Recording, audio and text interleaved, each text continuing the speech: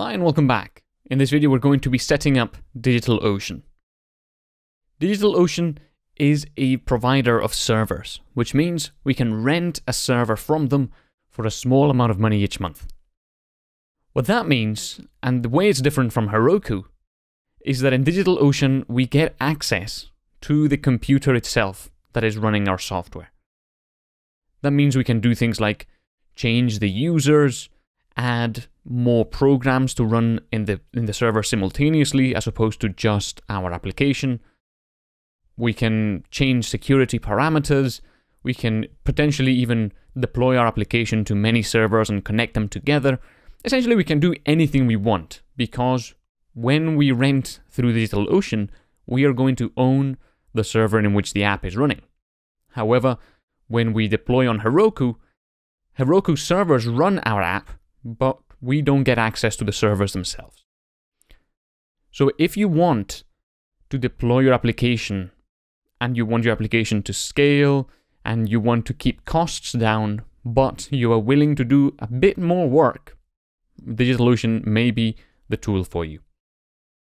There is a bit more work involved when deploying with DigitalOcean because we have to set up each of the servers. In Heroku, we just press a button and the app gets deployed. Here we'll have to install the database and install the application into the server and run it. But it shouldn't take too long, and once you know how to do it, it'll be a fairly quick process. Now, the link that you're seeing on your screen right now is a link that you can use to sign up to DigitalOcean, and that will give you 2 free months of a server rent, which means you'll be able to trial out what you see in this section, and you'll be able to deploy your applications to DigitalOcean and give them a go. 2 months is not a very long time, but it's better than nothing, so hopefully you find use for that. Okay, so what we're going to do is we're going to go to that link, and that'll bring you to the sign up page. And here all you have to do is put in your email address and a password. And once you've done that, you'll be going straight into the DigitalOcean console.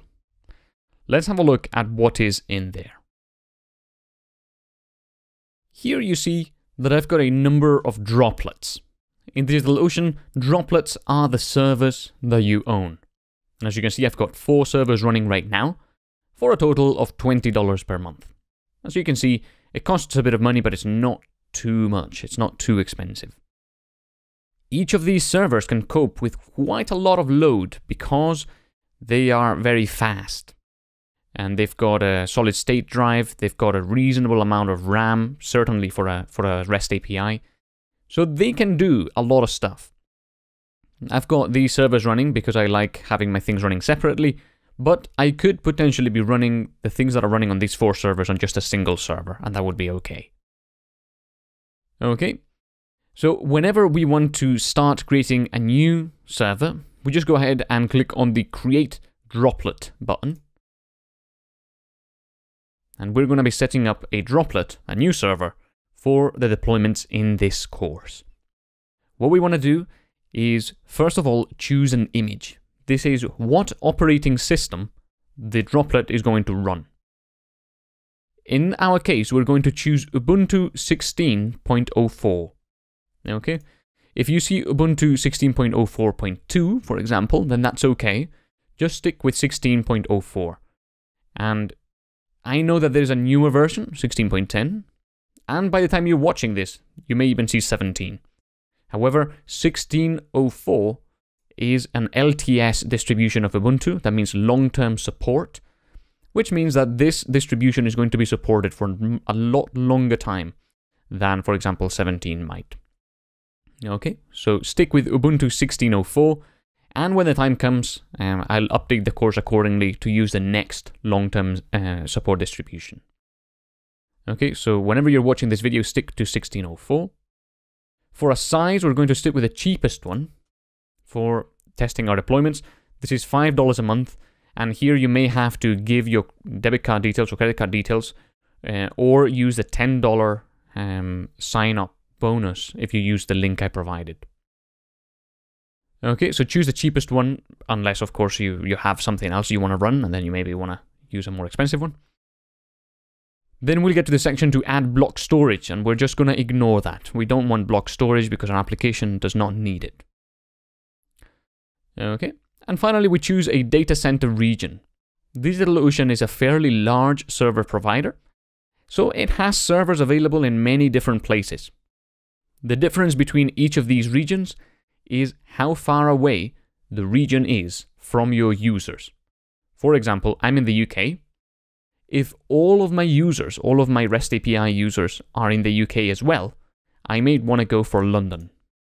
That is because connecting to London will be a lot faster than connecting to New York. Just because if you connect to New York, you have to go through the ocean in the underground lines, and that takes a few milliseconds, whereas connecting to London will be a lot faster.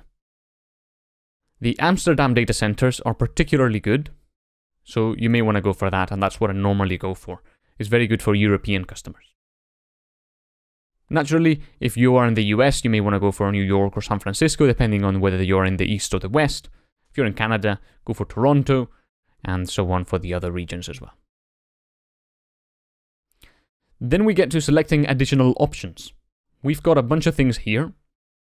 Private networking, which allows 2 of our droplets, which we don't have 2 yet, we've only got 1. This allows 2 of our droplets to connect to each other without going through the internet. It means their connection goes faster, but we don't need that just now. For example, it might allow your REST API droplet to connect to a database droplet, if that's what we wanted to do.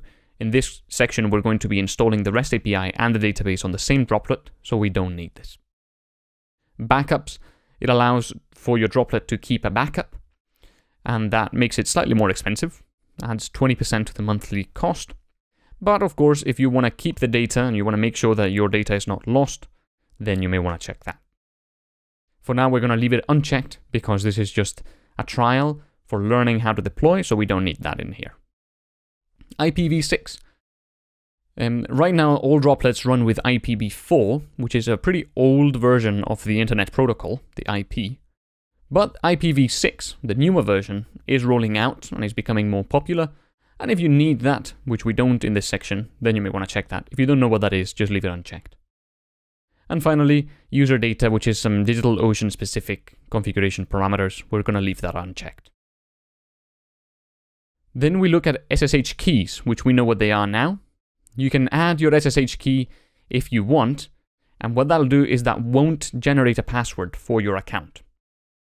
Instead, you will have to connect with the computer that owns this SSH key.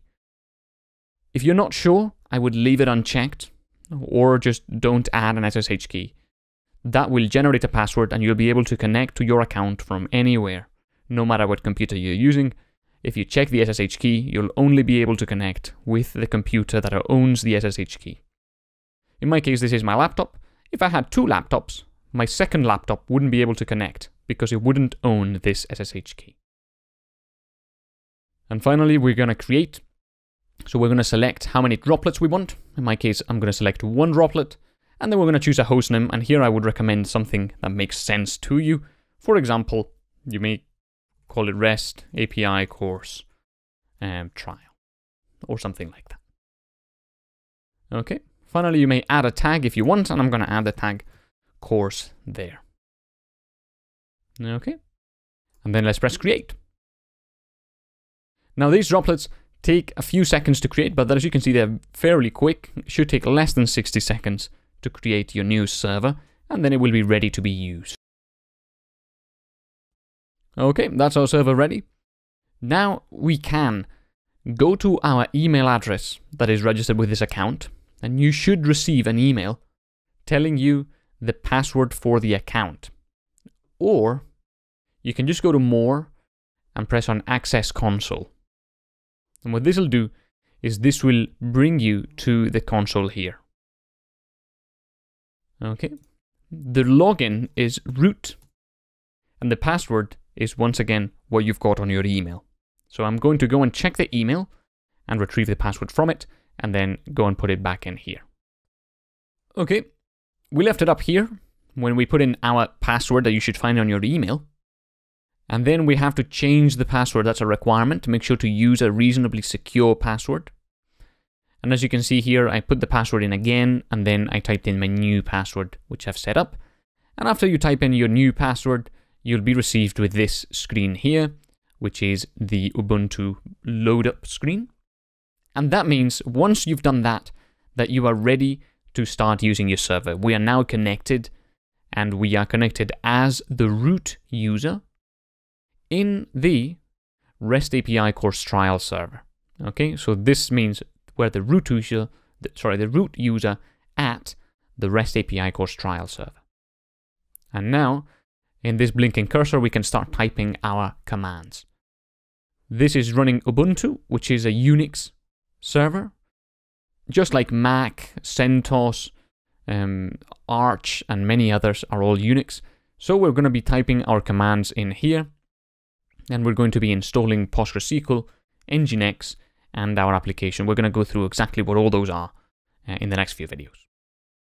If you've not managed to get to this screen, where you are logged in as root in your box, in your droplet, then please stop here and ask a question in the course Q&A. Do not continue without having your droplet set up. If you don't want to pay or to sign up to DigitalOcean at this point, I would recommend that you don't follow this section at all until you are ready to deploy to DigitalOcean. Just because we're going to be going through a bunch of commands, and if you don't do these commands alongside the videos, you're just going to forget them, and it's going to be a waste of time. So if you don't want to deploy to DigitalOcean, don't follow this section because it doesn't make sense for you to do that. And you can follow this section in 6 months, 12 months time when you want to deploy to DigitalOcean, if you want to. If you don't want to, you can stick with Heroku for a very, very long time. Okay, so that's everything for this video, and I'll see you on the very next one.